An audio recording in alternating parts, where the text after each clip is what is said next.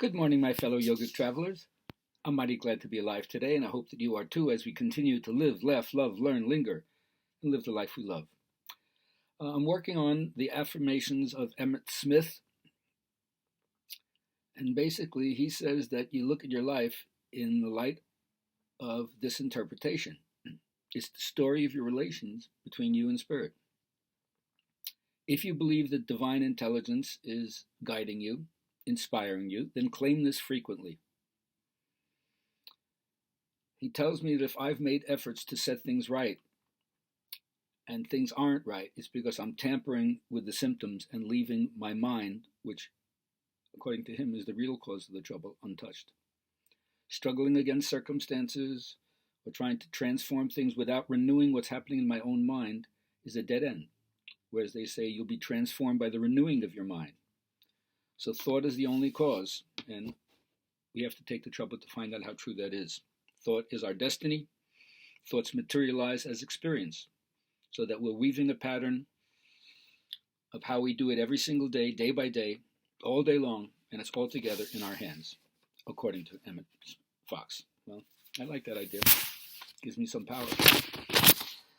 The rest of the week I want to be talking about the sacred canopy and what I call the collapse of the sacred canopy, how the old teachings that used to sustain us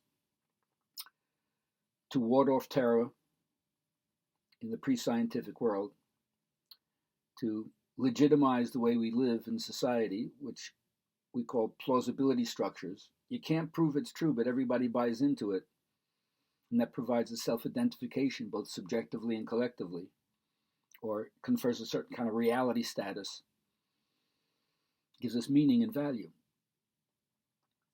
It's what causes cosmos, or just order, to exist, instead of chaos, fragmentation, and disintegration.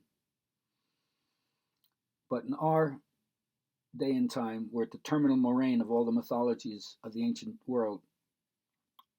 Their prophecies don't hold as true. Their apocalyptic predictions don't hold true. The utopian fantasies don't hold true.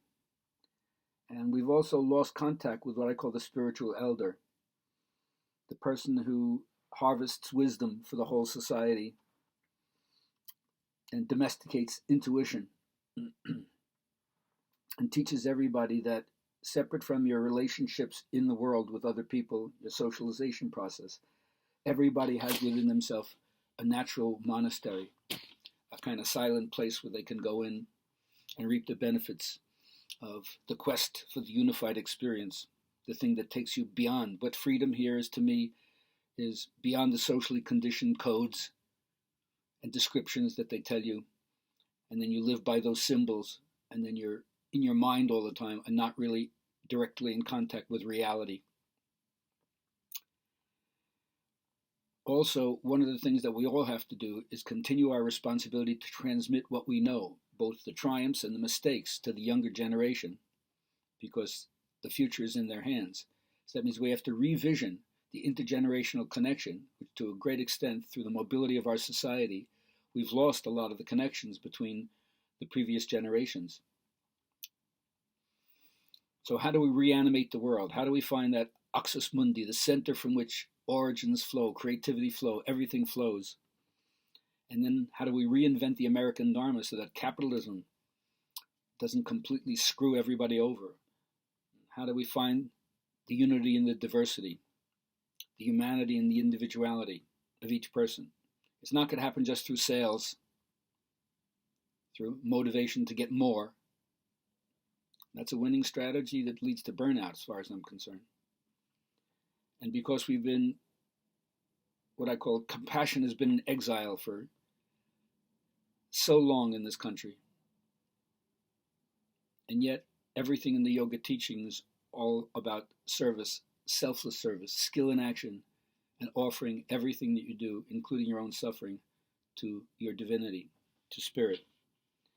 So all I can say is, in order to make peace among discord, as it says in the good book, justice you shall pursue, I suggest we remind ourselves of the 14 works of mercy in the Bible.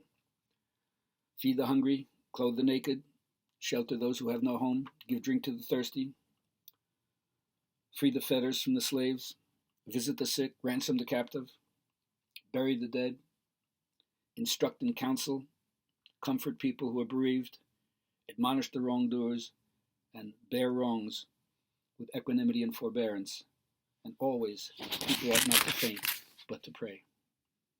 Tomorrow we'll talk more about the collapse of the sacred canopy and what we can do about it.